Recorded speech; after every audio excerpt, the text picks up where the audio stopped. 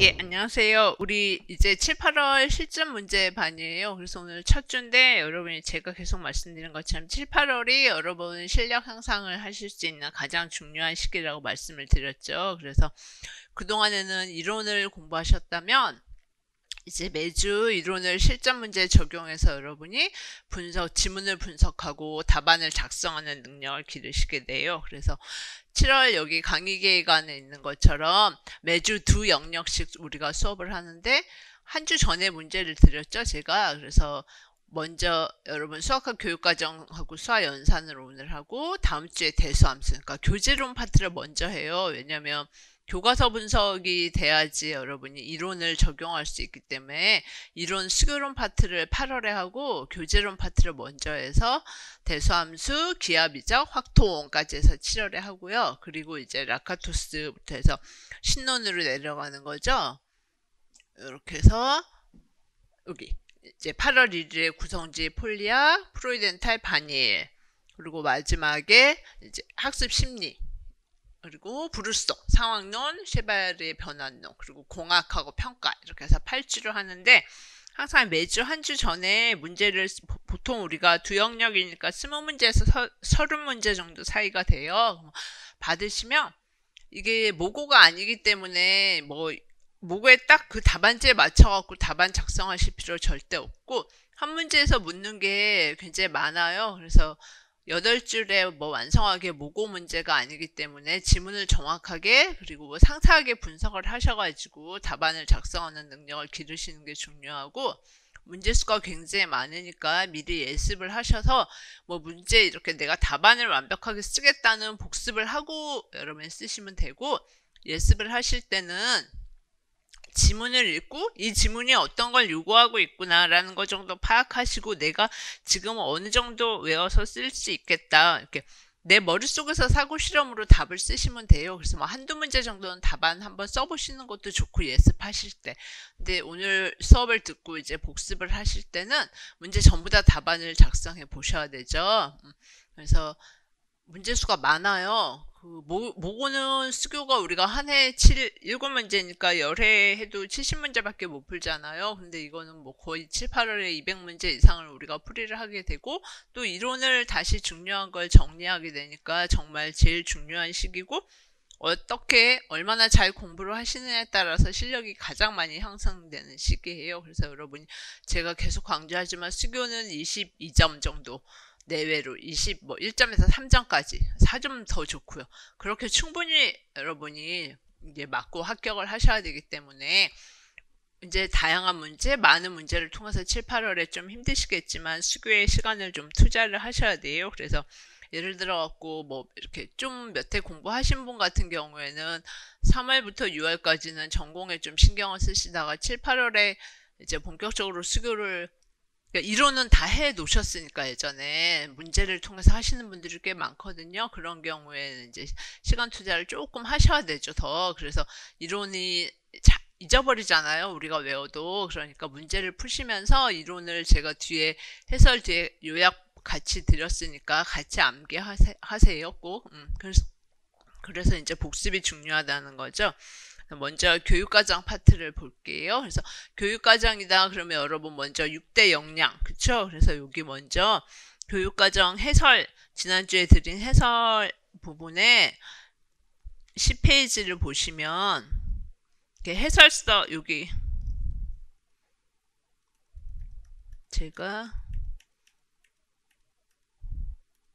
해설 끝나고 교육과정 해설 끝나고 5페이지부터 해서 교육과정에 해당하는 요약을 먼저 드렸거든요. 그래서 여러분들이 오늘 문제를 다 푸시기 전에 한번 이 요약분에 대해서 내가 이론을 어느 정도 지금 정확하게 알고 있나를 확인을 하시고 문제를 푸시면 돼요.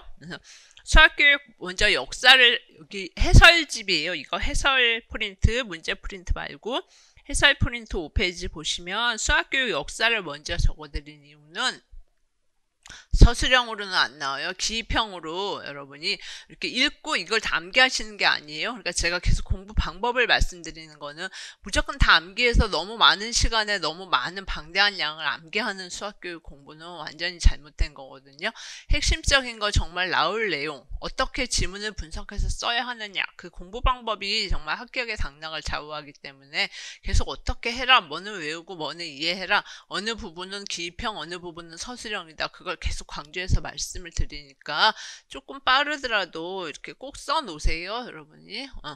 그래서 이 근대 수학교육의 역사 부분은 기입형으로 나오는데 여러분들이 한번 읽어보시고 이게 근대화 운동을 말하고 있다, 근대화 운동이다, 그리고 예를 들어서 요 뒤에서 뭐 현대화 운동이 나오면 읽는 게 아니죠, 그쵸? 아니, 쓰는 게 아니죠, 서술로. 그래서 읽어보시고 이게 현대화 운동을 말하고 있다. 그래서 수학교육 현대화 운동이란 기입형을 쓰실 수 있거나 근대화 현대화 운동의 순서를 바로 잡는 거 정도로 하시면 되기 때문에 읽어보시라고 이해를 하시면 되죠. 이게 근대화 운동의 특징이라는 거. 그래서 페리, 클라인, 무어의 근대화 운동의 특징을 요약해서 들었어요. 암기할 게 절대 아니에요. 그쵸? 요걸 보시고 여러분이 근대화 운동이란 것만 쓰실 수 있으면 돼요. 그 다음에 현대화 운동도 마찬가지예요. 현대화 운동의 특징을 제가 여기 뭐 5개 적어드렸는데 이걸 암기하시라는 게 아니라 요런 내용이 나왔을 때 이게 현대화 운동이라고 기입형으로 쓰실 수 있으면 돼요. 그리고 우리나라 교육과정의 특징도 마찬가지로 이제 올 가을에 22년 개정 교육과정이 나오죠. 그럼 여러분은 이제 1호를 시험을 보시게 돼요. 내년 여러분 후배부터는 22년이 적용되고요.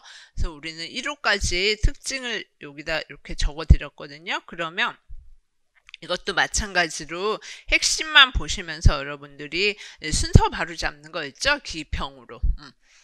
막 이렇게 섞어놨을 때 어느 게 순서 바로 잡기. 이 공구개정 교육과정과 1호, 특히 1호 개정 교육과정은 특징을 외워야 되니까 이 5가지는 정확하게 암기하시고 계시죠? 그러면 여러분들이 만약에 이렇게 7차부터 1호까지 뭐 섞어놨으면 순서대로 바로 잡으실 수 있죠. 특징만 보시고. 그렇게 공부하시는 거. 그리고 1호 특징 5가지는 그냥 특징 5가지 이름 정도만 암기하세요. 그 안에 내용을 서술로 쓰라고는 안 해요. 이제 올해 교육과정이 개정되기 때문에. 그래서 요 특징 5개죠. 요거 정도만 암기하세요. 그냥 예전에 이제 교육과정이 바뀔 때 같은 경우는 요게 각각의 특징에 대한 내용을 암기해서 서술로 외우라고 말씀을 드렸는데 올해는 교육과정이 바뀌는 해에 있기 때문에 그렇게 세부적인 거는 안 하셔도 돼요. 하지만 여기서 이제 이런 거 있죠. 내용 감축. 교육과정 기입형 문제로 뭐 중학교 내용이 어떤 게 약화됐고 어떤 게 삭제됐고 어떤 학년을 이동됐고 그렇게 학년 이동상의 변화사항 같은 거는 우리가 기입형으로 나올 수 있기 때문에 여기에다 이렇게 딱 제가 적어 드렸거든요. 그래서 이 정도는 암기를 여러분이 하셔야 돼요. 예를 들어서 뭐 고등학교에서 여기 보시면 고등학교 1학년에서 부등식의 영역 최대 최소 없어졌죠. 기하로 갔죠. 그리고 미지수가 3개인 연립 1차 방정식도 삭제됐죠. 그런 거. 뭐 확통에서 분할, 모비율이 삭제됐고 기하에서 공간 벡터가 삭제됐다. 그렇게 내용상의 내용이 약화됐고 뭐 상향 이동됐고 삭제됐고 그런 내용은 암기를 하셔야 되기 때문에 이 박스를 암기를 해주세요. 그리고 중학교에서 평가 방법 및 유의사항이 이렇게 나오는데 고등학교도 마찬가지죠. 우리가 오늘 이제 중요한 거를 다루게 돼요. 그래서 여러분이 뭐 이 평가 방법 유의사항에 해당하는 문제를 개발하는 거는 시험에 안 나오고요. 거꾸로 문제를 줬을 때 내가 이러한 평가 방법 및 유의사항을 쓸 수 있겠나가 이제 관건이기 때문에 그런 문제를 제가 오늘 교육과정 문제에 드렸어요. 고등학교도 마찬가지고 그래서 5가지. 그리고 여기는 해설서에 나와 있는 내용 여러분들이 왜 탐구학습 맞죠? 프로젝트 학습, 토의토론 학습, 뭐 협력학습, 매체 및 도구 활용 학습 그래서 5가지 학습을 암기를 하셔야 되죠. 좀 설명식은 안 하셔도 되고요. 그리고 예를 들어 갖고 이제 지문에서 이런 특징이 나와 있어요. 학생이 뭐 중심이 돼서 개념 원리 법칙을 발견하는 그런 과정들이 나와 있고, 학생이 어떤 뭐 미분계수라면 미분계수의 타당성을 확인하는 그런 내용이 나와 있는 수업이에요. 그러면 이 수업 지문이, 그럼 이 지문에 맞는 수업은 교사학습 방법은 이러면 이제 탐구학습이죠. 그리고 개정교육 과정에서 그러니까 1호, 그렇죠? 1호 개정교육과정 교사학습 방법에서 명시된 탐구학습 방법을 쓰라 그러면 써야 되니까 여러분이 여기 나와 있는 내용을 쓰셔야 돼요. 그래서 프로젝트 학습, 토의 토론, 협력 이렇게 매체 및 도구 활용 학습 이렇게요. 그리고 뒤에 보시면 이제 우리 오늘 한 문제씩 다 할 텐데 문제 해결 역량 내가 이제 그동안에 계속 외우고 계시는데 완벽하게 이제 7, 8월이 끝나면 어느 정도 90%까지는 암기를 하셔야 되죠. 그래서 지문에서 이 역량 중에 어떤 게 강조되고 있는지 문제 해결, 추론, 창의융합, 의사소통, 정보처리, 태도 및 실천 그렇게 해서 한 문제씩 우리가 다룰게요 오늘. 이 역량에서 강조하고 있는 사항 중에 어떤 게 지문에 반영되어 있는지를 보시게 되죠. 그리고 이제 평가, 이러면 우리 교육 평가에서, 평가 파트에서도 하겠지만 여기 나와 있는 것처럼 프로젝트 평가부터 다루게 되죠. 프로젝트 평가, 이것도 아까 학습처럼 좀 암기를 하셔야 될 내용이죠. 그쵸?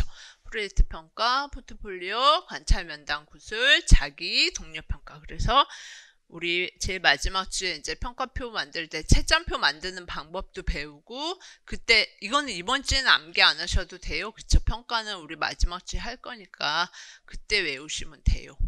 벌써 외워 놓으셨으면 좋지만 그렇게 암기하는 게 이렇게 단순한 게가 쉽지 않죠. 그래서 이런 건 좀 문제 안 나왔으면 좋겠는데 내니까 그쵸?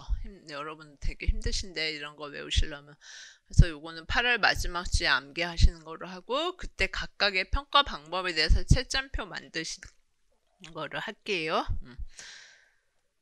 그리고 이제 여기서부터 해설서에 나와 있는 중학교 교사학습 방법 및 유의사항하고 고등학교 교사학습 방법 및 유의사항을 딱 요약을 해서 드렸어요. 여러분 보시게. 근데 이걸 그냥 도구적 이해로 외우는 게 아니라 우리 수업 시간에 이제 오늘 수화연산을 하면 수화연산 교사학습 방법 및 유의사항 여기 나와 있는 거 이게 이제 1호에서 강조되고 있는 거라서 반드시 암기해야 되는 내용이거든요. 그래서 문제 풀면서 다시 한번 유의사항을 우리 암기하는 시간으로 할게요. 그래서 중학교 여기 쭉 나와 있고 평가 방법 및 유의사항 여기 나와 있죠. 그쵸?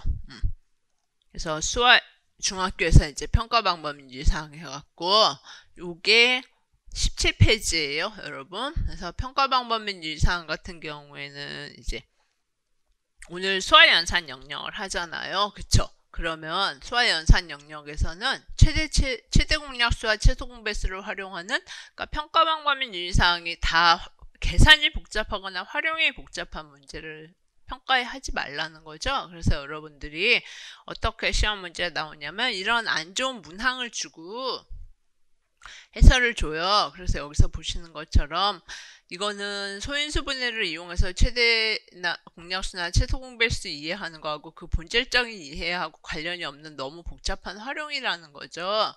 그러면 이걸 보고 여러분이 요 문항과 해설에 맞는 1호에서의 평가 방법 및 유의사항이 최대 공약수와 최소 공배수를 활용하는 복잡한 문제를 다루지 않는다라는 거를 암기해서 쓰시면 되는 거예요. 그래서 이번 주가 좀 암기할 내용이 많죠. 그래서 수화연산에서 요거 하나 그리고 또 하나는 예전에 시험에 나온 거예요. 이거는 시험에 나온 거 아니구나. 정수와 유리수와 관련해서 지나치게 이것도 마찬가지로 지나치게 복잡한 계산. 그래서 여기서처럼 보셔도 알겠죠. 너무 사칙연산 복잡하죠. 그쵸? 그러니까 이것도 유리수의 어떤 사칙 계산에서의 그 본질적인 문제가 아니라는 거죠. 그래서 지나치게 복잡한 계산 문제 다루지 마라. 그게 나와 있고 그리고 여기 사칙 계산이 이게 시험 문제 나온 거예요.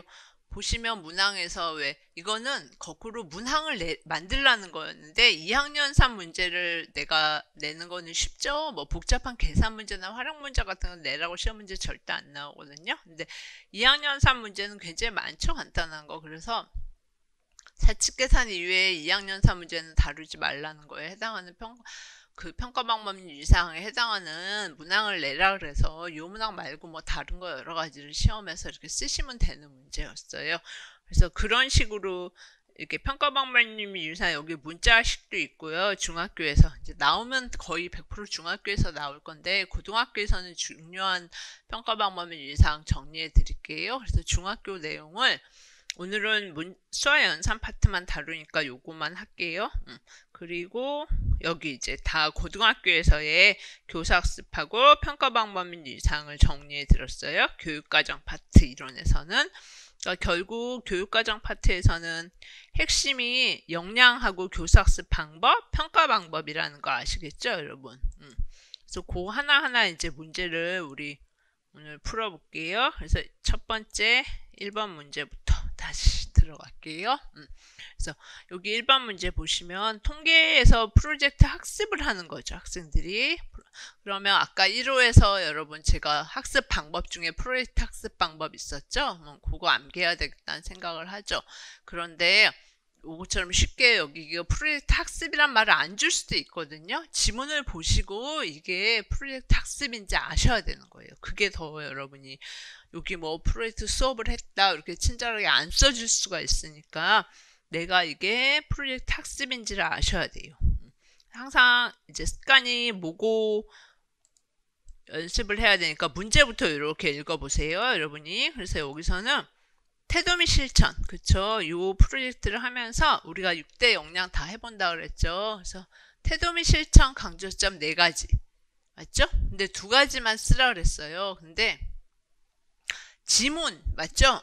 이 지문의 수행 과정하고 관련돼서 쓰라 그랬으니까 이럴 때는 지문을 요약하시고 그 다음에 여기 뒤에다가 태도 및 실천 강조점 있죠? 우리 배운 거. 근데 2가지를 쓰라 그랬으면 4가지 중에 보통 4가지죠? 아무거나 2가지 쓰면 대부분 다 맞아요. 근데 딱 그 2가지만 해당되고 태도 및 실천이 4개죠?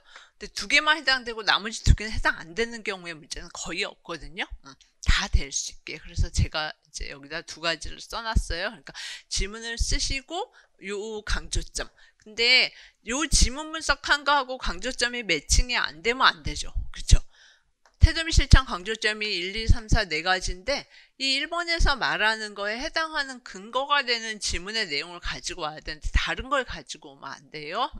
그래서 2가지를 쓰라는 거고 여기 말하는 게 지금 그거예요. 이 수업에 적합한 교사학습 방법을 개정교육과정의 교사학습 방법에 제시된 것 중에서 쓰라 그러는 거거든요. 그러니까 아까 프로젝트 학습이라고 줬잖아요. 근데 쉽죠? 근데 안 줘도 쓰실 수 있게 그렇게 하는 거. 그래서 우리가 태도 및 실천을 보기 위해서 이제 문제를 보면 제가 이렇게 써드린 거는 이거는 우리 확통할 때 할 거예요. 여러분 통계적 사고 과정 있었죠? 문제 확인하고 계획 세우고 자료 수집하고 자료 분석하고 결론 내리는 거. 그거는 우리 확통할 때 할게요. 근데 굉장히 중요한 거기 때문에 그리고 통계적 소양에 대해서도 사고보다 소양이 더 넓은 범위에서 의미를 말을 하거든요. 그래서 요거는 우리 확통할 때 할 거지만 이런 지문이 그렇게 분석을 할 수 있다는 거예요. 그래서 통계신문을 만드는데 주제를 먼저 정하는 거죠. 내가 신문을 어떤 주제를 만들지. 그래서 뭐 우리 반 학생들의 인터넷 및 스마트폰 사용 습관을 주제로 정했고 그 다음에 내용 및 목적을 정했어요. 그러니까 이런 게 다 문제 확인하는 단계죠. 통계적 사고 혹시 생각나시는 분들은. 그래서 뭐 여러 가지 1번에서 4번까지 내용 및 목적 중에서 하나를 정해 오겠죠. 그리고 이제 3, 4단계에서 조사 방법 어떻게 조사를 할지 설문지로 한대죠. 그래서 누구를 조사할지 우리 반 학생들 전부 다를 대상으로 그래서 자료 수집을 하는 거겠죠. 여기서 그리고 이제 중1이니까 뭐 줄기하기 그림, 도수분포표, 히스토그램 여러 가지 도수분포 다각형 통계 그래프 배웠겠죠.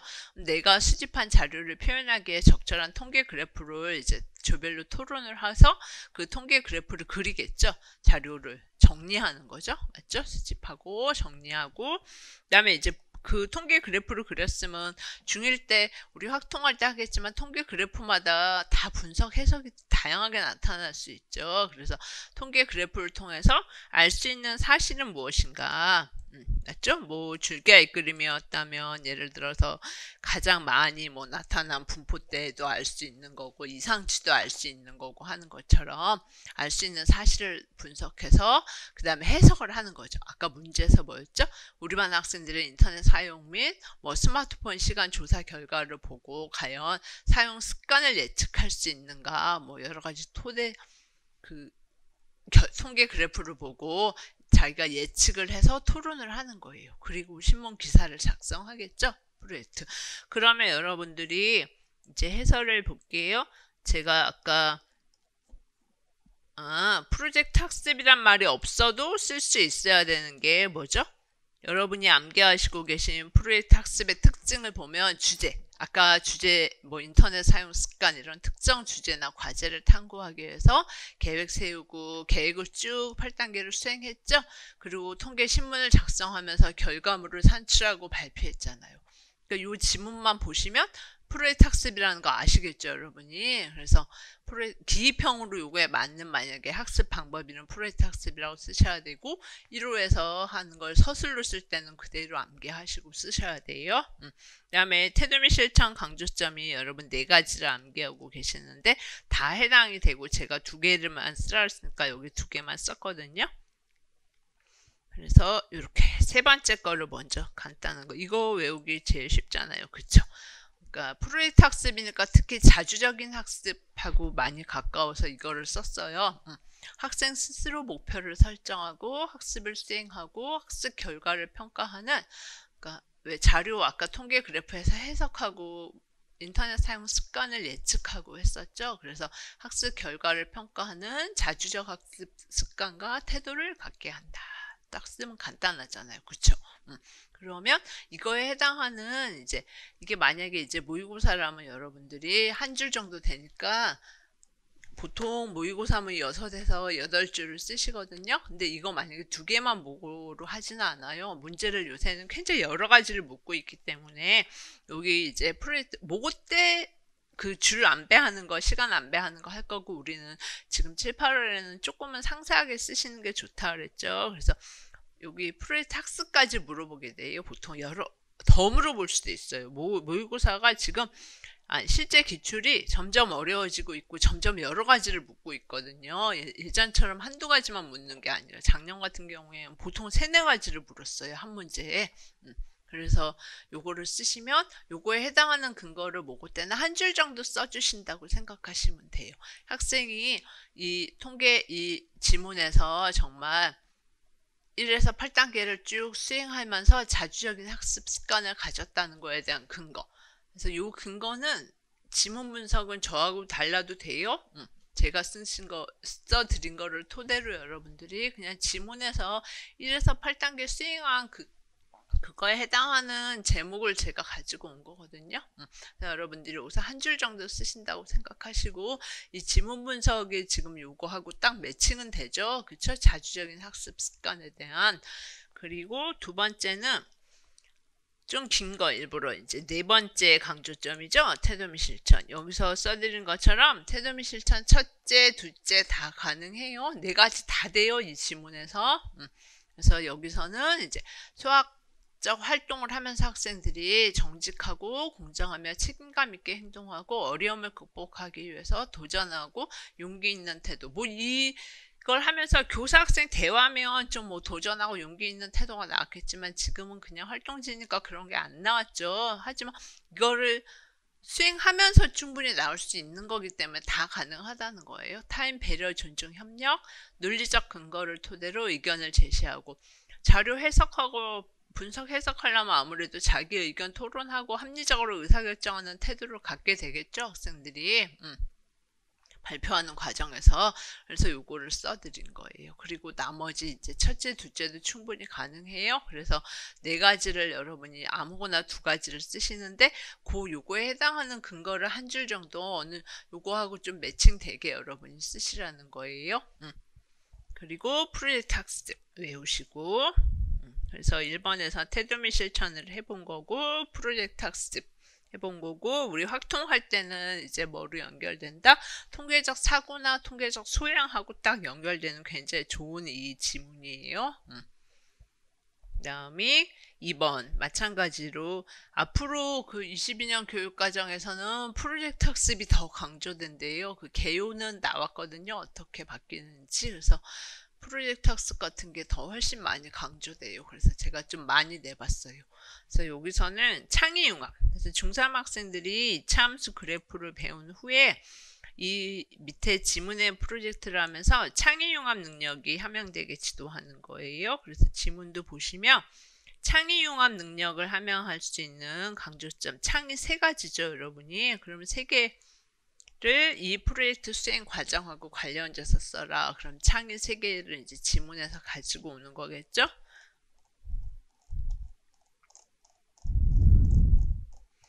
여기 보시면 이렇게 공 던지는 사진 보이시죠? 그쵸?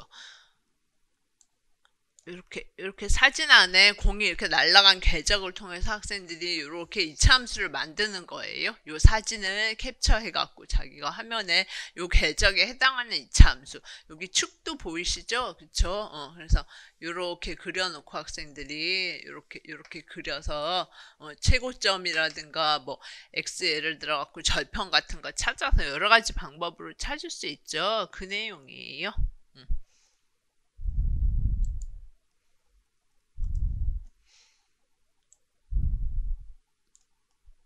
이차함수식을 찾아보자. 그래서 공이 지나간 자리를 화면에 한번 나타내 보라니까 학생이 이렇게 나타냈거든요. 근데 제가 창의융합 첫 번째라고 써드린 거는 첫 번째 특징은 교사가 이렇게 학생들이 창의적인 사고를 산출할 수 있는 과제를 주는 거에 초점이 맞춰지는 거잖아요. 그래서 해설을 보시면 이렇게 창의 첫 번째 강조점이죠. 여러분 암기하고 계시는 거. 새롭고 의미 있는 아이디어를 학생들이 그냥 뭐 교과서에 다 모눈에 이렇게 눈금으로 나타내 있는 이차 함수 그래프의 식을 만드는 게 아니죠. 자기가 공 던진 이 궤적을 나타낸 거를 화면에 뭐 동영상 그 기능을 이용해 갖고 캡처해서 내가 만든 거를 한번 이차 함수 식을 만들어 보는 거니까 굉장히 새롭고 의미 있는 아이디어를 다양하고 풍부하게 산출할 수 있는 수학적 과제를 줬다는 거예요.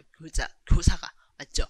그러니까 창의융합 첫 번째 강조점은 교사가 어떤 창의적인 과제를 줬나, 그래서 학생들의 창의적 사고를 촉진시켰나, 거기에 초점이 맞춰지거든요. 그래서 지금 첫 번째라고 제가 써놓은 이유가 교사가 이렇게 공중으로 던진 공이 포물선 모양을 이루며 땅에 떨어지는 사진 있죠? 그 사진에서 학생들이 좌표축 원점 정해서 어떤 이차함수 식을 나타내면서 창의적인 아이디어를 촉진할 수 있는 과제를 줬다는 거에 초점을 맞춘 거예요. 창의 첫째 강조점이 그거죠. 그래서 요거에 초점을 맞춰서 하나 분석해 놓은 거고, 여기다가 창의 첫째라고 제가 써놓은 거예요. 그러면 이제 이차함수 식으로 나타나는데 다음 중에서 하나를 선택하라 그랬어요. 그러니까 학생의 조별로 예를 들어 갖고 꼭지점의 좌표, 꼭지점이 아닌 좌표, 그걸 선택해서 이차함수 식을 만들 수도 있고, 아니면 y축 위의 점, x축 위의 점, 그렇죠? 그거를 선택해서 할 수도 있고, 그러니까 가나 나를 선택해서 서로 다른 방법으로 문제를 해결할 수 있겠죠. 그래서 창의 둘째로 써놓은 거예요. 창의 둘째가 그거죠. 하나의 문제 여러 가지 방법으로 해결하니까 가도 되고 나도 되고, 그래서 정교화하는 과정이기 때문에 여기서 여러분이 창의 셋째도 가능한 거예요. 꼭 둘째만 나올 필요 없죠. 셋째는 이제 수학하고 다른 과목, 이거 과학에서도 배우는 거니까 포물선, 그쵸? 운동, 아니면 수학하고 여러 수학 내용 영역에 연결도 되기 때문에 창의 셋째도 가능해요. 근데 저는 이제 둘째로 여러 가지 방법을 해결하는 거를 한번 해본 거고, 요거는 이제 학생이 해결한 과정이죠. 이차함수 식을 세운 과정. 그리고 교사가 이제 모든 별로 한번 토의를 하는 거예요. 그리고 평가도 하고, 이렇게 해서, 그쵸? 발표해보자 해서 어떻게 해서 내가 사진이 나오게 했는지 이차함수 식 어떻게 얻었는지 방법을 한번 발표해보자. 그래서 여기서도 창의 두째가 가능하다는 거죠. 여러 가지 방법으로 해결할 수 있고, 이렇게 하면서 자기가 수학과 실생활도 연결할 수 있고 과학도 연결할 수 있기 때문에 창의 셋째도 가능한 거죠. 그래서 말씀드리지만 그 역량 강조점 분석하라는 거는 뭐 한 가지 쓰시오, 두 가지 쓰시오 했을 때 대부분 다 해당이 된다고 생각하시면 돼요. 딱 요거만 해당이 되는 경우에 문제는 내기 쉽지 않거든요. 어떻게 수업을 하느냐에 따라서 다 가능하기 때문에 여러분들이 제가 이렇게 써드린 거는 둘째, 셋째 다 가능하다는 거예요. 그래서 여기서 보시면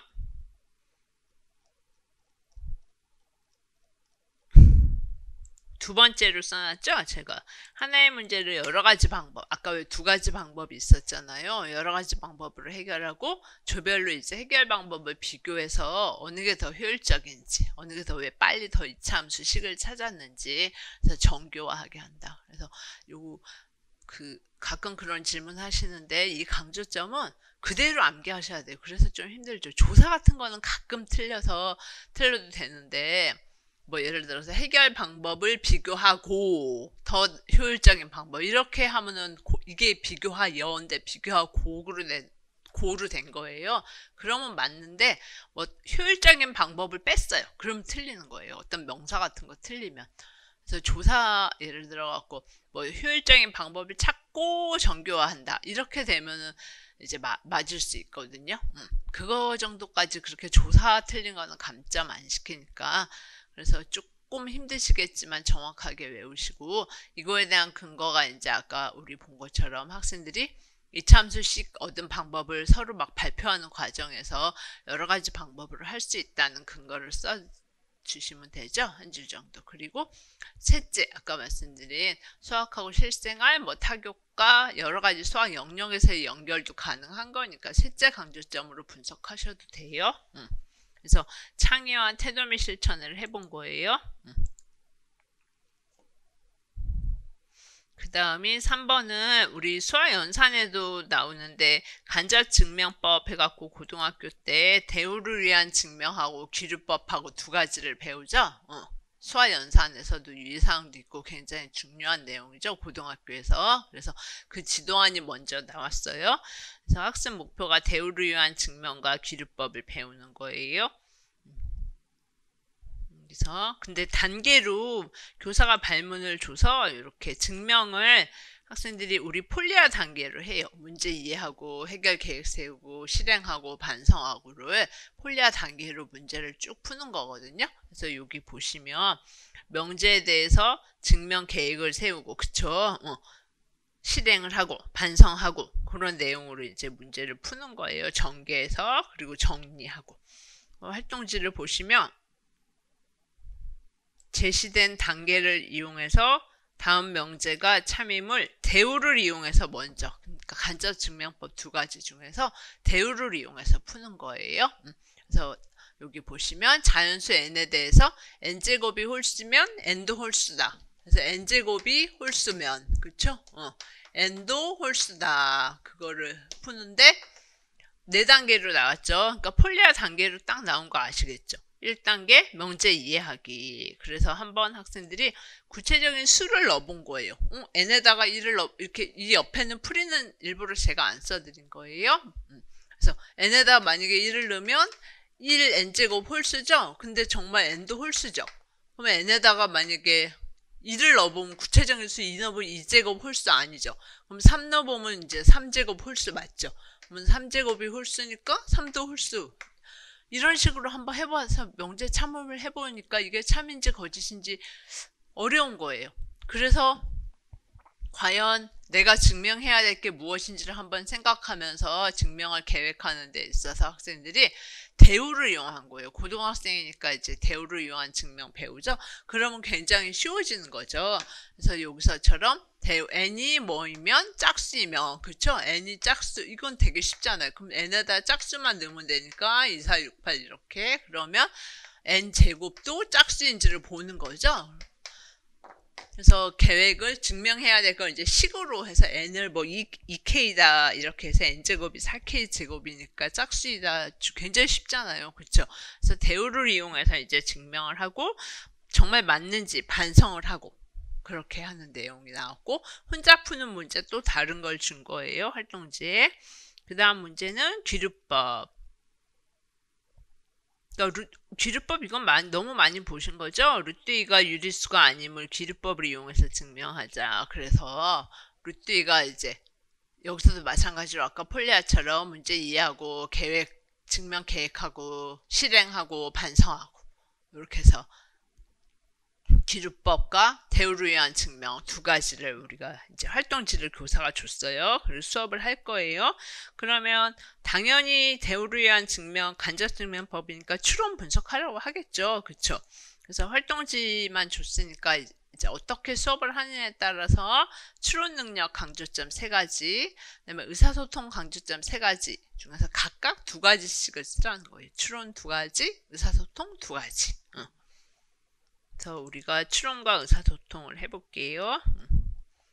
그래서 여기 추론 보시면 여러분이 추론 강조점 첫 번째는 지금 아니죠. 우리가 추론 강조점 첫 번째는 보통 기하에서 굉장히 많이 나오는데 뭐 관찰하고 실험 상황에서 학생들이 어떤 명자가 참임을 보이는 귀납이나 유추 같은 개연적 추론을 해야 되거든요. 그리고 정당화하는 과정이 있어야 돼요. 근데 지금 그런 거 없죠. 지금은 여기 나와 있는 것처럼 제가 여기 써드린 것처럼 대우를 위한 증명, 기류법을 하는데 활동지로 그 절차를 여기 나온 것처럼 이렇게 4가지 절차를 통해서 굉장히 논리적으로 딱딱딱 단계를 1, 2, 3, 4단계를 수행하면서 문제를 풀게 되잖아요. 어떤 귀납이나 유추 같은 개연적 추론의 증거가 있어야 추론 첫 번째가 돼요. 그래서 우리가 기하할 때 굉장히 많이 나와요. 추론 첫 번째는 관찰하고 실험 상황에서 어떤 귀납이나 유추 같은 개연적 추론의 증거가 드러나야 되는데, 여기서는 일단 명제 이해하고 증명 계획하고 실행하고 반성하는 4단계를 통해서 간접증명법을 통해서 문제를 해결하기 때문에 수학 개념원리 법칙을 도출하는 과정과 수학적 절차를 딱 4단계로 논리적으로 수행하는 게 이게 딱 맞거든요. 그래서 이거 같은 경우에는 지금 추론이 정확하게 요 내용이 딱 들어맞는 거예요. 그리고 반성 단계가 있었다는 거는 특히 여기서 4번째 반성 단계가 다 있었죠. 그거는 추론 과정이 맞는지 비판적으로 평가하고 반성한다는 추론 3번째 강조점 있죠. 그거에 딱 맞아요. 그래서 이 문제 같은 경우에는 추론의 첫 번째가 드러나 있지 않고 추론의 2번째와 3번째, 첫 번째가 없고, 혹시 여러분이 잊어버리셨을 수도 있으니까 한 번만 여기서 제가 보고 우리 해설에서 제가 몇 페이지인지를 여기다. 우리 해설 지금 보시고 있는 해설에 11페이지 보시면 추론 능력 강조점이 있거든요. 그래서 여기 보시면 첫 번째가 아닌 게 아까 말씀드린 게 뭐 종이접기 해서 뭐 내신 외신 같은 거 찾거나 뭐 평행사변형 성질 찾거나 그런 것처럼 뭔가 관찰하고 탐구해서 귀납이 드러나거나 유추가 드러나야 돼요. 둘 중에 하나가. 그런 개연적 추론을 써서 어떤 사실을 추측하고 근거에 기초에서 정당화하는 게 드러나야 되거든요. 근데 그게 전혀 없기 때문에 지금은 추론 강조점에 이 첫 번째는 쓰시면 안 된다는 거예요. 이거 기하에서 가장 많이 나와요. 우리 중학교 2학년 때. 그래서 정당화 유형 중에서도 관찰이나 실험을 통해 확인하기라는 정당화 유형이 있죠. 그리고 유사성의 근거에서 추론하기라는 정당화 유형이 있고 딱 그거예요. 요거. 근데 지금은 그게 아니고 완전히 논리적으로 4단계를 거쳐서 간접증명법으로 명제를 증명하고 있기 때문에 2번 그리고 반성 단계가 강조됐기 때문에 3번이 드러나 있는 거예요. 그래서 다시 올라갈게요. 해설 나가면 이렇게 딱 이거 2개를 써 주셔야 되는 거예요. 이 경우에는 요거 2번째 추론 강조점과 3번째 강조점요.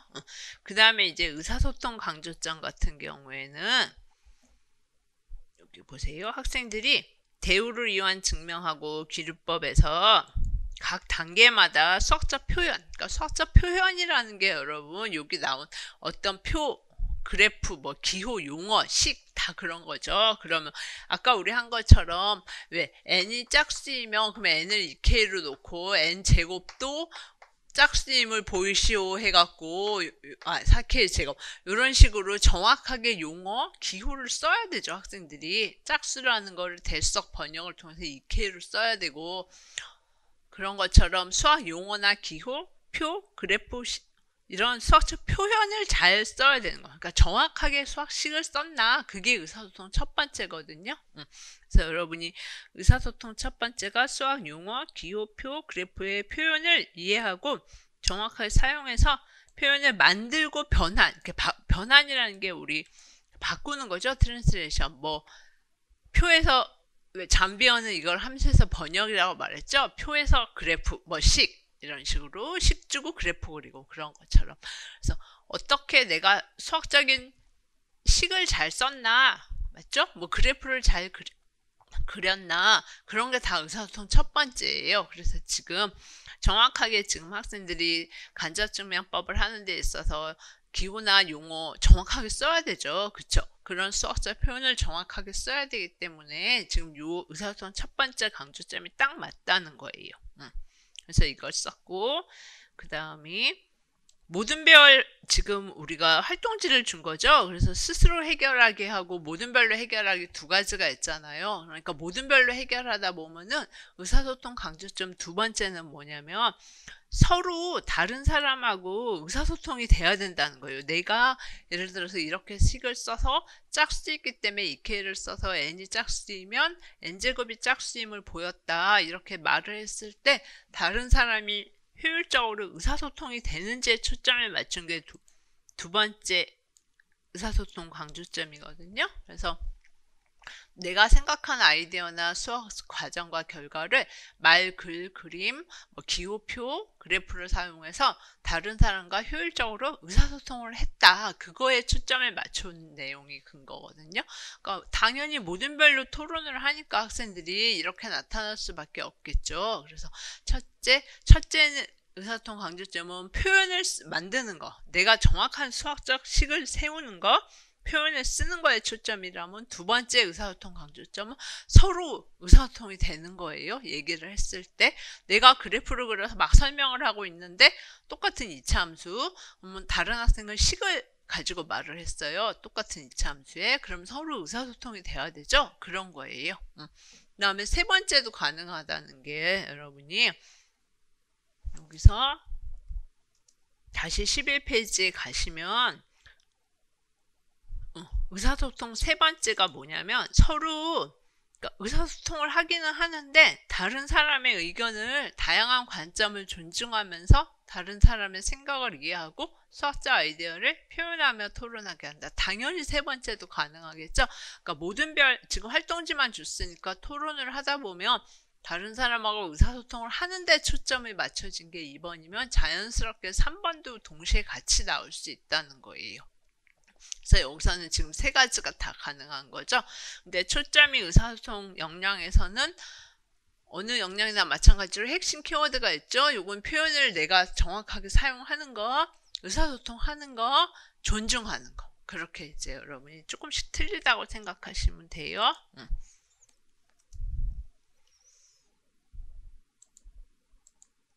그래서 여기서 이제 추론 해봤고 의사소통 해본 거예요. 그 다음에 4번 중학교 3학년에서 상관관계를 지도하는 건데요. 아까하고 조금 지문이 틀리게 여태까지는 지문을 쓰시고 강조점을 쓰고 이렇게 지문과 관련해서 하는 걸 해봤다면 여기서는 그냥 기억과 니은에서 강조되고 있는 의사소통 강조점만 쓰라는 거예요. 그러니까 오히려 쉽죠? 그렇죠? 의사소통 강조점만 쓰기만 하면 돼요. 그래서 쉬우니까 여러분들이 여기 보시면 이제 중3인 상관관계 추가됐기 때문에 상관관계 문제는 우리 확통할 때 굉장히 중요해요. 그래서 이렇게 이런 식의 표를 줘서 한 학기 동안 대출한 도서의 수하고 아무래도 책 많이 읽은 사람은 휴대전화를 조금 사용할 것 같죠. 음의 상관관계가 있을 것 같죠. 일주일 동안 휴대전화 사용 시간을 조사한 표예요. 그래서 그걸 가지고 산점도를 그리니까 학생들이 이런 식으로 산점도를 그렸어요. 음의 상관관계 나오겠죠. 이렇게 그쵸? 그래서 학생들이 이렇게 산점들을 그렸다는 것 자체는 수학적 표현이죠. 표현을 정확하게 사용한 거니까 아까 말씀드린 의사소통 강조점 첫 번째가 된다는 거 아시겠죠, 여러분이? 그래서 그리면 다음과 같아요 하고 학생이 그렸어요. 그랬더니 거기서 교사가 여기서 이런 말을 했어요. 이 산점들을 보고 휴대전화 사용 시간이 15시간 이상인 학생, 그러니까 휴대전화 굉장히 많이 사용하는 학생이에요. 여기서 여기 왼쪽에 있는 그쵸? 요 점들 15시간 이상인 학생은 도서 대출 수가 몇 권이냐. 휴대전화 많이 썼으니까 별로 책 안 읽었겠죠? 근데 여기서 보고 찾으면 되는 거죠. 그리고 또 거꾸로 휴대전화를 굉장히 조금 쓴 학생, 여기서 여기 점들이겠죠? 3시간 미만으로 쓴 학생, 뭐 3시간 이하로 쓴 학생, 얘네들의 또 도서, 아무래도 휴대전화 안 썼으니까 책 많이 읽었죠? 그 학생들의 도서 대출세의 평균을 구하고 이를 서로 비교해봐라 그랬어요. 그럼 교사가 이렇게 말한 거는 학생들이 아까 말씀드린 것처럼 산점도를 정확하게 내가 해석해내야 되는 거죠. 산점도에서. 그러니까 의사소통 첫 번째, 표현을 정확하게 사용해서 이렇게 평균을 정확하게 식으로 구했죠. 이 밑에서. 교사가 그렇게 말을 했기 때문에. 그래서 제가 의사소통 첫 번째라고 써놓은 게 표현을 정확하게, 평균식을 정확하게 구했나. 그리고 그 밑에서 학생 1이 한 말을, 학생 1은 평균만 구했거든요. 근데 학생 2가 누가 누구보다 많다, 그렇게 또 다른 방법으로 해석을 했어요. 그러면 서로 의사소통이 되는 거잖아요. 그래서 두 번째로 써놓은 거고, 세 번째는 의사소통이 되면 동시에 다양한 서로 다른 관점을 존중하는 건 당연히 따라다니기 때문에 둘째, 셋째는, 그래서 둘째, 셋째도 가능하다고 써놓은 거예요. 그래서 여러분들이 가끔 시험에 이런 식으로 교사의 말만 주고 지문을 분석하는 게 아니고, 여기서 교사가 강조하고자 하는 의사소통 강조점이 이 말을 통해서 학생들한테 어떠한 의사소통 역량을 길러줄 수 있느냐가 관건이죠. 그렇죠? 그래서 이렇게 의사소통 첫 번째, 정말 그래프를 잘 해석해내야 되는 거죠. 산점도를. 그래서 정확하게 평균식 수학적 표현을 구했는지, 그리고 이 학생과 이 학생 말이 서로 의사소통이 됐는지 보게 하기 위함이에요. 자, 둘이 의사소통을 잘 하고 있어요. 그래서 이제 음의 상관관계로 이제 상관관계 해석을 해야 되니까 과연 도서 대출하고 휴대전화 사용 시간에 어떤 관계가 있는지 한번 서로 얘기해 보자. 그래서 뭐 많을수록 적다, 적을수록 많다, 뭐 이런 식으로 뭐 음의 상관관계를 과연 학생 1과 2가 해석을 하고 있는가, 서로 의사소통이 되는가에 초점을 맞춰서 두 번째로 제가 해석을 해서 써놨고, 첫째, 셋째도 마찬가지로 가능하다는 거예요. 그쵸? 그래서 그렇게 이런 식으로 시험이 나왔을 때는 여러분들이 오히려 지문 분석하는 것보다 더 쉽죠? 이렇게 의사소통 강조점만 쓰시면 돼요. 하나씩. 맞죠? 근데 제가 말씀드린 것처럼 첫 번째를 썼는데 둘째, 셋째 쓰셔도 돼요. 여기는 두 번째를 썼죠? 근데 첫째, 셋째 쓰셔도 돼요. 맞죠? 딱 그거에 맞게 아까처럼 뭐 그 간접증명법 하는 것처럼 추론 첫 번째가 아닌 경우, 딱 걔는 정말 아닌 경우에는 안 써야 되는데 대부분은 다 이제 해당이 된다는 거죠. 그래서 이런 식의 문제도 한번 풀어본 거예요.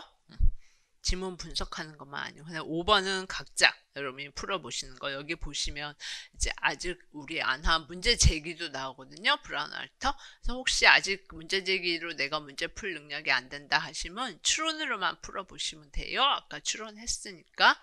그래서 여기서는 이제 문제 제기 브라운 알터의 속성 나열하고 속성 변경하고 문제 제기하고 문제 분석하고 4단계 배웠죠. 그래서 만일 뭐 종이에 4점을 찍어 사각형을 만드는 것이 아니라 하고 워딩 한 거죠. 공간에 4점을 찍어서 사각형을 만든다. 속성 변경한 거 딱 보이시죠? 평면에서 공간으로. 그쵸? 그리고 문제를 퀘스천 만든 거죠. 문제 제기가. 그리고 밑에 문제를 분석한 게 나오거든요. 평면하고 공간하고 평면에서 그린 사각형의 경우하고 유사한 결과가 나올 것 같다 하고 문제 분석이 답을 내는 거예요. 문제 제기는 문제를 만드는 거고, 그래서 문제 제기로, 우리 문제 제기는 나중에 또 할 거니까 한번 해보시고, 안 해보신 분들은 그냥 추론만, 추론으로 분석하는 거. 그 다음에 6번 함수 배우는 내용이에요. 그래서 여기는 창의융합. 그래서 우리 창의융합은 아까 했으니까 안 하고 넘어갈게요. 그런데 이거는 고등학생들이 어떻게, 여기 보시면 중학교 때는 종속적 관점과 대응이 같이 배우죠. 근데 고등학교는 대응으로만 배우죠. 함수. 그래서 실생활에서 이제 줘요. 과학에서. 그래서 실생활에서 상황을 그래프를 그리고 그 그래프에서 성질을 찾으면서 함수의 유용성을 찾는 거예요. 그러면 제가 여기다 창의 첫째라고 써놓은 건 교사가 이런 과제를 줬죠. 아까처럼. 맞죠? 창의적인 사고를 산출할 수 있는 과제를 줬기 때문에 창의 첫째를 써놓은 거예요.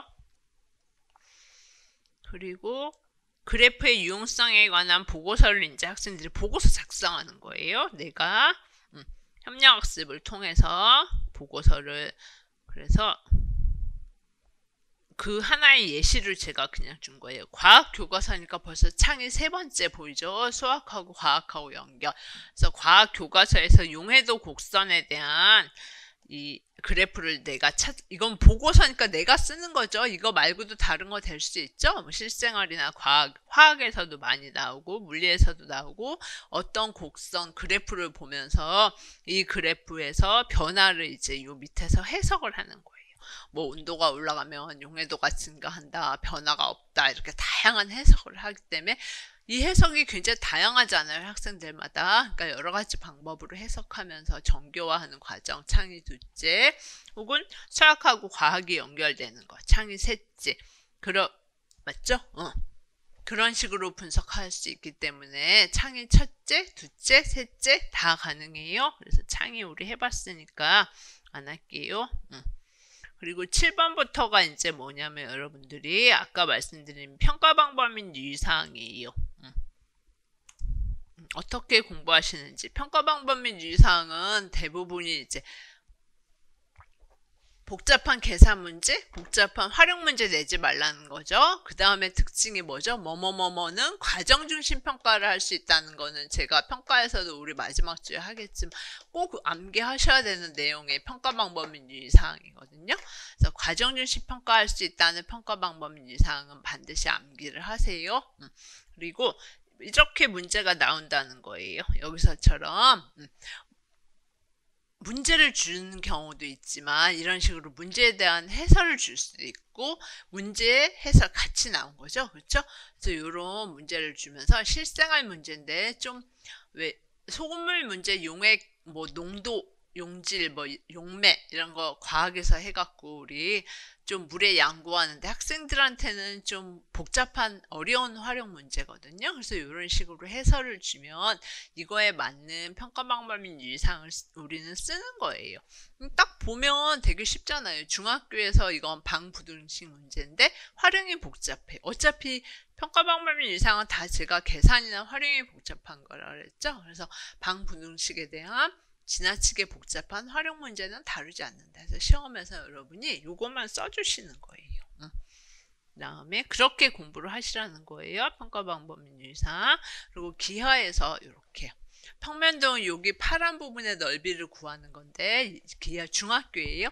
굳이 중학교에서 이렇게 복잡하게 넓이인데, 맞죠? 넓이나 둘레 같은 걸 구하는데 너무 변형이 많이 된 거는 할 필요가 없다는 거예요. 복잡하니까 학생들이. 그래서 복잡하게 변형된 평면 도형의 넓이, 둘레, 입체 도형의 겉넓이, 부피를 구하는 문제는 다루지 않는다. 그렇게 외워서 쓰시는 거. 그 다음이 기하. 이거는 정말 나올 확률이 혹시 나오면 가장 많은 중요한 거예요. 요거 반드시 암기하셔야 되는 거. 정확한 용어, 기호의 사용. 요 블랭크 많이 보이시죠? 그래서 조기의 용어나 기호가 틀리면 왜 감점되는 그런 문제. 그 다음에 중학교 2학년이니까 이렇게 연역 추론은 배우죠? 반일 3수준. P면 Q이다. 가정에서 결론으로 증명하는 혹은 종합법. 맞죠? 연역 추론 반일 3수준은 배우는데 그 가정에서 결론으로 증명하는 데 있어서 요 사이에 논리적인 고리가 굉장히 복잡한 거. 뭐 P면 P1, P2, Q 정도 이렇게 간단한 거는 괜찮은데 요 가운데 증명 방법이 너무 복잡한 거. 복잡한 형식 논리 규칙의 이용을 요구하는 연역적 정당화. 연역적 정당화 문제가 여러분 연역 추론이에요. 이렇게 해놔서 이게 뭔가 하시지 말고 반일 3수준의 연역 추론. 연역적으로 논증하기라는 정당한 유형 있죠? 그거예요. 근데 평가방법 유의사항을 이렇게 만들어놔서 여기다 또 연역 추론 문제는 이렇게 하면 틀리죠. 그렇죠? 그래서 정확하게 연역적 정당한 문제는 다루지 않는다. 그렇게 암기하셔야 돼요. 그래서 이게 가장 중요한 중학교 평가방법 유의사항이에요. 그래서 여기 보시면 알겠지만 삼각형의 세변의 수직 이등분선이 한 점에서 만남을 보이는 거. 우리 외심할 때 하는 거죠. 내심할 때는 각의 이등분선이 한 점에서 만남을 보이는 거고. 그래서 여기서처럼 갈로 블랭크해서 가로 안의 내용이 다 틀리면 학생한테 감점시키는 정확한 용어나 기호가 사용됐느냐. 이런 평가, 이거 안 좋은 평가 문항이라는 거예요. 요거 이제 교수님들이 개발한 거라서 요거에 이 뭐 증명 방법이 개발했다는 게 아니라 이거는 교과서에 나오는 문제죠. 그래서 요거에 해당하는 평가 방법 유의사항이 딱 이거거든요. 그래서 굉장히 중요한 내용이에요.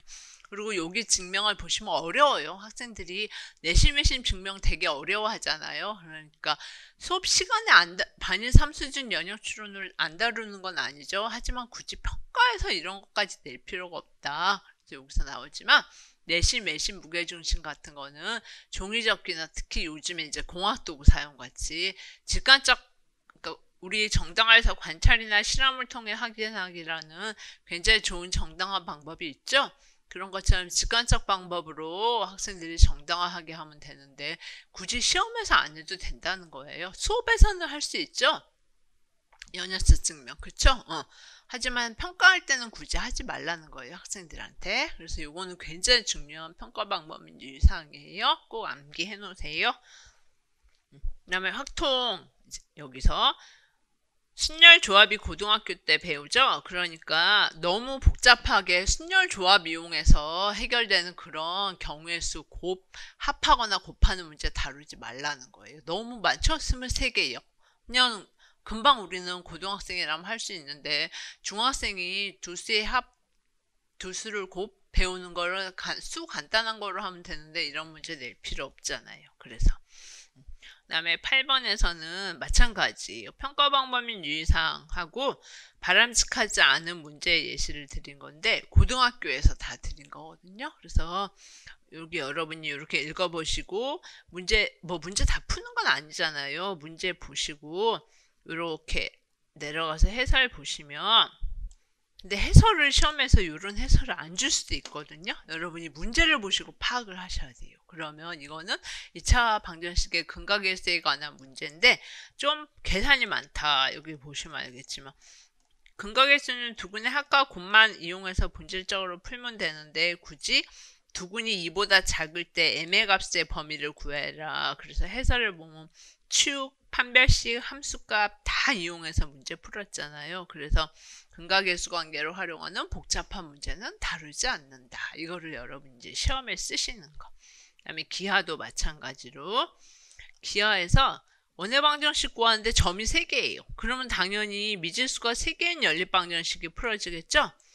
맞죠? 그러니까 여기도 나오지만 도형의 방정식 원방 하는데 그냥 좌표평면에서 원의 방정식 자체의 본질만 배우면 되는 거지 계산이 미지수 3개인 연립방정식까지 풀 필요는 없다는 거잖아. 그러니까 복잡한 거 다루지 말아라. 이렇게. 수와 연산에서도 여기 문제 보면 집합 원소 개수 문제인데 뭐 원소 개수가 1인 거, 2인 거, 3인 거 해갖고 포함관계 개념, 뭐 함수 개념, 합의 법칙 굉장히 많은 내용이 들어있어요. 그래서 제가 그걸 다 풀지는 못하니까 시간에 여러분이 이거 집합 개념, 집합의 포함관계는 그 개념을 이해하는 수준에서 간단히 평가한다. 이렇게 요거. 다음에 함수 그래프인데 벌써 복잡한 거 딱 보이시죠? 두 그래프의 교점의 개수를 구하는데 이렇게 많이. 너무나 대수적인 계산에만 치중하고 있는 문제라는 거 아시겠죠? 그런 식으로 문제 드린 거 확통도 해보시고, 그 다음에 평가 방법 유의사항에서 아까 말씀드린 것처럼 과정 중심 평가를 할 수 있다라는 거는 우리 평가할 때 딱 정리해서 다시 할게요. 지금 암기하고 계신 분들도 많죠. 그래서 과정 중심 평가 해야 된다는 건 반드시 암기를 해야 되거든요. 그다음에 9번 문제는 뭐냐면 여러분이 아까는 평가 방법 및 유의사항을 쓰는 거였으면 지금은 교사학습 방법 및 유의사항을 쓰는 거예요. 그래서 여기 보시면 고등학교에서예요. 이런 식으로 그러니까 교사학습 방법 및 유의사항이라는 게 지문에서 가르치는 교수 상황에서도 교사 학생 대화를 통해서 수업 지문에서 보통 나오죠. 근데 이런 식으로 이제 의도를 주고 나왔을 때도 여러분이 쓰실 수 있어야 돼요. 그래서 2차 함수 최대 최소 왜 중학교에서 배웠는데 고등학교 1학년에 통합된 거 여러분 아시죠? 그래서 중학교에서 원래 실수 전체에서 배우고 고등학교 때는 제한된 영역에서 배웠잖아요. 공고 때는. 근데 1호 때는 아예 통합된 거 아시죠, 여러분? 그러면 당연히 이제 이걸 보시고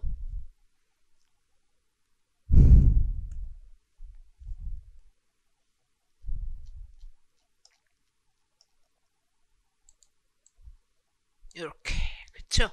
2차 함수, 최대 최소 우리 함수할 때 또 할 거예요. 함수할 때 왜 지문 분석하면서 이러한 교사학습 방법 및 유의사항이 반영될 수 있는 수업 내용 할 거거든요. 그래서 2차 함수 최대 최소는 실수 전체 범위뿐만 아니라 어떤 제한된 범위에서도 구하게 한다 하는 교사학습 방법 및 유의사항을 아까 그 의도에서 쓰는 거죠. 어떤 의미인지 아시겠죠, 여러분이? 그래서 문제를 많이 제가 드린 게 여기서 문자시 그래서 핵심적인 게 여기 읽어보시고 여러분이 요거에 해당하는 유의사항을 내가 쓸 수 있나를 한번 보시라는 거예요. 문자식 보시면 여기서 방부등식에선 특히 어떤 거죠? 그냥 대수적인 계산의 방정식 부등식이 아니라 실생활에서 어떤 학생들이 문제 해결의 도구로 이해해서 수학의 가치 이해하는 게 되게 중요하다. 그래서 예시도 그런 예시가 밑에 나왔죠. 그러면 여기 방부등식 이용해서 실생활 문제를 해결하는 경험을 통해서 수학의 필요성과 유용성을 인식하게 한다. 이걸 내가 쓸 수 있나? 그래서 여기 내용들을 다 여러분이 그렇게 보시라는 거예요. 기하, 수화연산, 여기 수화연산 지나가고 함수 두 개를 할게요. 여기까지 지나가고 함수가 두 개가 썼는데 차이가 있어서 여러분이 혼돈하실까봐 여기 보시면 1호에서 함수 중학교에서 종속적 관점이 강조되죠. 한 양이 변화하면 다른 양에 따라서 정해지는 대응관계라는 걸 통해서 종속이 강조되고 고등학교에서 완전히 임의적인 집합 사이의 대응이죠. 그런데 중학교 때 한 양이 변화하면 다른 양에 따라서 하나씩 정해지는 대응관계라는 말이 있으니까 임의의 대응은 아니지만 대응 관점이 나오죠. 그래서 중학교에서 학습한 내용을 확장하도록 이제 고등학교에서는 두 집합 사이의 대응 관계로 함수를 다루면서 우리 왜 논리적 함수 단계에서 강조하는 일가성, 임의성을 강조해야 된다고 나오잖아요. 그러면 여러분들이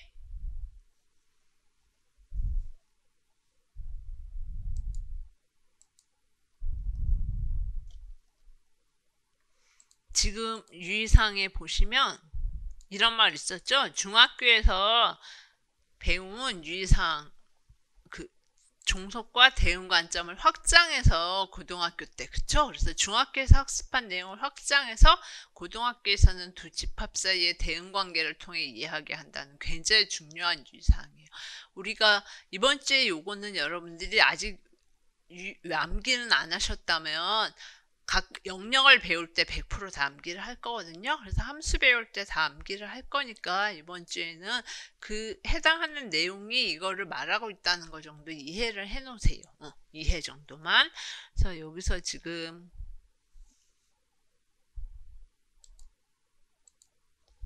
그렇죠. 중학교에서 종속적 관점인데 중학교에서 학습한 내용을 확장해서 고등학교 때 대응이라는 말이 써있죠. 그래서 아까 그 내용이고 여기 아도 함수인데 여기서는 이제 우리 배운 함수의 단계를 앞에서 쭉 설명을 하고 있고 함수라는 게 초등학교 때부터 규칙성 뭐 발견하고 이런 내용부터 시작해서 중학교의 종속, 고등학교 때 대응으로 함수 배우죠. 그러면서 우리 함수의 역사 함수할 때 다시 한번 정리하면서 중학교, 고등학교 교과서가 역사 발생적 원리에 따르고 있거든요. 기하적, 대적, 논리적 함수 단계 순서대로.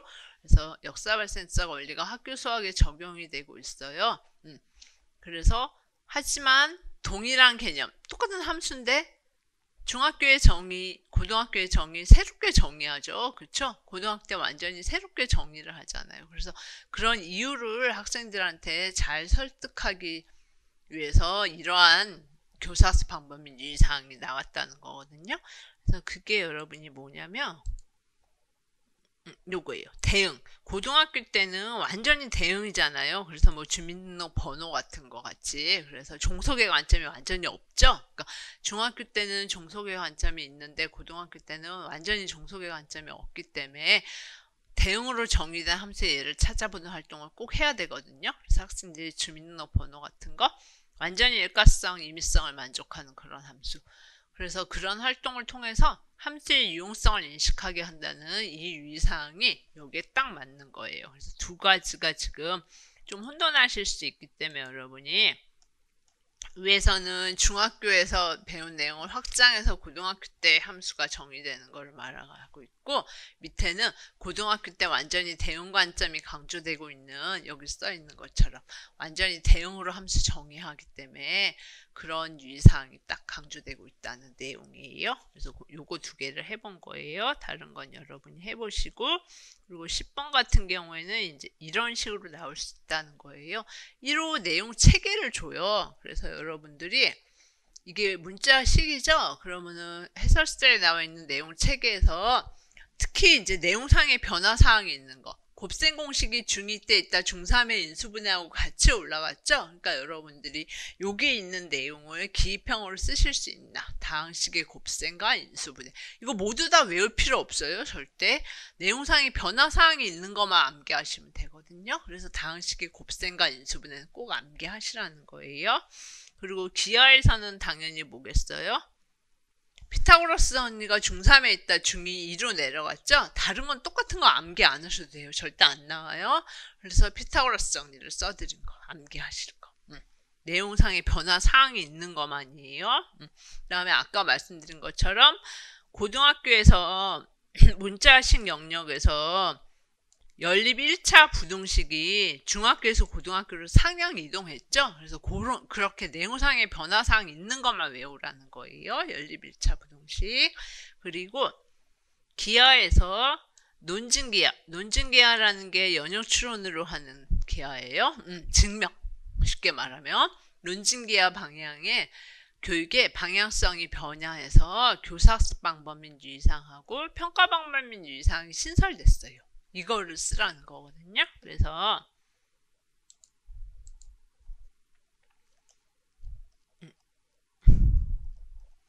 아까 이거 우리 기하할 때 할 거고 여러분 이건 암기하시고 계시죠? 너무 중요하니까 제가 계속 말했죠?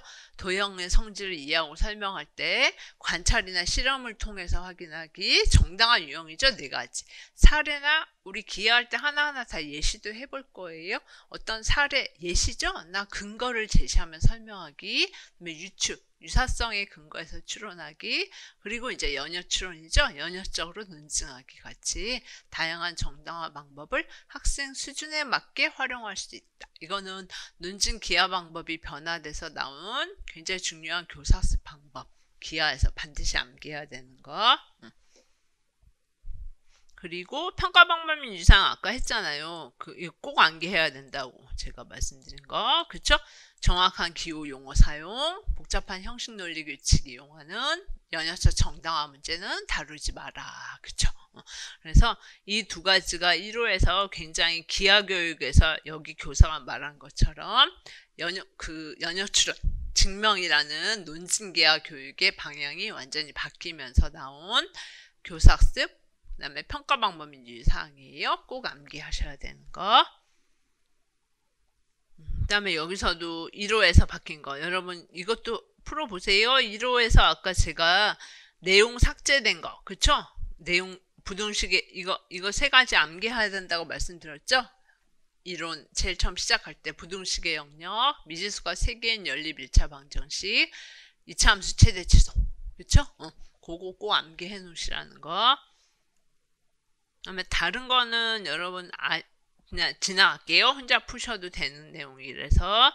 그리고 하나 제가 이제 새롭게 들어간 게 여러분이 내년에는 인공지능 수학을 학교마다 선택해서 이제 가르치게 되는데 진로 선택에서 1호에 작년에 하반기 때 나왔죠? 인공지능 수학이 추가된 거 진로 선택에서 여러분. 그래서 다른 과목보다는 지금 올해 22년 교육과정 개정되면서 인공지능 수학은 더 강조하고 있어요. 그래서 사범대마다 지금 수학교육과도 인공지능 수학, 인공지능 파트 전공한 교수님들 다 뽑고 있거든요.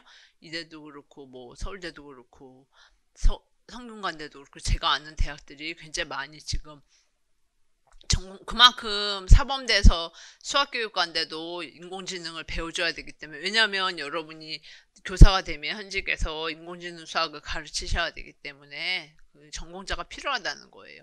그러면 여러분들이 인공지능 내용 체계 정도는 아셔야 되기 때문에 여기 나와 있는 내용 체계를 제가 드리고 기억, 니은, 디귿에 알맞는 말을 쓰라고 해놨어요. 기입형으로. 그래서 인공지능 내용 체계는 여기 보시는 것처럼 인공지능과 수학, 그다음에 자료의 표현, 분류와 예측, 그 다음에 최적화 그렇게 나누거든요. 근데 힌트가 되게 쉬운 게 여기 나와 있는 것처럼 텍스트 자료를 이미지 자료나 텍스트 자료를 표현하는 방법을 배우기 때문에 벡터나 행렬 이용해서 배우거든요. 그래서 자료의 표현이라는 거 쓰시기 굉장히 쉽죠. 그리고 여기는 자료를 분류하고 여기서 이제 예를 들어서 경향성, 예측, 그래서 조건부 확률이라든가 우리 아는 추세선, 커브 피팅 해갖고 추세선 찾는 거, 유사도, 그런 내용이 여기 분류와 예측, 힌트가 되게 쉽잖아요. 그렇죠? 그래서 자료의 표현, 분류와 예측 암기하시라고. 그 다음에 최적화, 함수, 극한, 미분계수 이용해서 손실함수, 경사하강법, 미분만 알고 있으면 이 고등학교 과목이잖아요. 그래서 우리 미분 개념만 알고 있으면 다 가능한 내용이거든요. 그래서 여기 나와 있는 것처럼 최적화, 저기 핵심이 최적화죠. 이 정도는 여기 나와 있는 요 내용 요소는 암기 안 해도 되지만 내용 요소에서 힌트를 받으셔갖고 저기서 핵심 영역과 개념 정도는 아셔야 되기 때문에 인공지능과 수학 배우고 자료의 표현, 그래서 고등학교 이제 인공지능 수학 교과서 보면 여기에 맞게 딱 다 써 있더라고요. 자료의 표현, 분류와 예측, 최적화 정도는 알아두세요, 여러분이. 그다음에 성취 기준도 보면 요거 정도는 여기 인공지능 수학에서 관련 학습에 제가 뭐 안 써놨죠. 여기. 그래서 아무래도 컴퓨터 인공지능 수학 하려면 제일 처음에 플로차트 진리표나 순서도는 알아야 되기 때문에 여기 나와 있는 관련 학습 요소, 진리표, 순서도 요 정도 2개. 여기죠? 인공지능 수학, 진리표, 순서도 요 2개만. 근데 요거보다는 저거 나올 확률이 높으니까 저기 나와 있는 거는 알아두세요. 여러분이 이거 서브 요거는 안 외우셔도 돼요. 그래서 이거 가지고 문제 하나 내드린 거고, 13번이 아까 제일 처음에 말씀드린 그거예요. 이런 식으로 설명이 나왔을 때 이게 현대화 운동이다, 근대화 운동이다 알아서 이렇게 순서대로 잡는 거, 역사적 흐름에 따라서 배열하는 거, 그 내용이에요. 13번이. 그래서 서술이 아니라 제가 기입이라고 말씀드렸죠. 각각의 어느 특징이 있는 건지. 그리고 우리나라 교육과정도 마찬가지예요. 여러분들이 보시면서 순서대로 잡는 거, 그쵸? 어느 순서인지 이거 굳이 지금 풀이 안 해도 되죠? 그리고 이제 수화 연산이 있고 아까 말씀드린 것처럼 여기 이제 가면 우리 교육과정 파트가 끝났으니까 이런 식으로 다시 이론이 나오거든요. 그러니까 어떻게 지금 오늘 가셔가지고 여러분들이 문제를 푸시기 전에 먼저 해설 뒤에 나온 이론 정리를 먼저 보시라는 거예요. 그래서 그동안에 3월, 이제 올해 처음 공부하신 분들은 3월부터 쭉 저를 따라왔고, 예전에 공부하신 분들은 미리 다 해놨잖아요, 우리가, 이론을. 근데 잊어버렸죠? 그러니까 다시 한번 요약해서 보시라는 거예요. 그래서 아까 말씀드린 것처럼 수학교육, 역사, 이건 나올 확률이 제일 적은 부분이죠? 낮은 부분이죠? 그래서 기입형으로 한번 근대화 현대화 운동, 그리고 우리나라 교육과정을 한번 쭉 살펴보시고, 기입형으로.